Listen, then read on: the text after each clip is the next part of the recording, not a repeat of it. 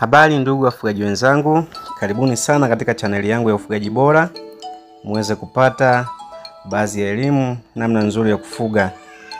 Tupo na mafundi wetu site, tunatengeneza kazi ya hii keji ambayo ni nzuri sana kwenye issue ya ufugaji. Kwenye mradi wako wa ufugaji unapoanza kufuga, hakikisha katika yale mambo uliyowekea mambo muhimu sana katika ufugaji. Usisahau kuweka keji, kwa sababu keji ndio kitu pekee ambacho kinaweza kikakufanya wewe ukafuga kwa raha na kwa uhuru zaidi.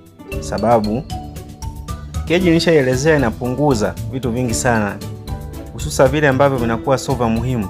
Mfano, unaweza kutumia kwenye eneo dogo, kingine unaweza kutumia muda mchache kuhudumia, kingine unaweza kaepusha magonjwa ya mlipuko kwa asilimia kubwa sana iwapo kama kuku wako unawafugia kwenye keji. Sasa unahitaji kutumia keji ili kusudi huo mradi wako usiishie njiani, ufike nao mbali. Karibu ufugaji bora.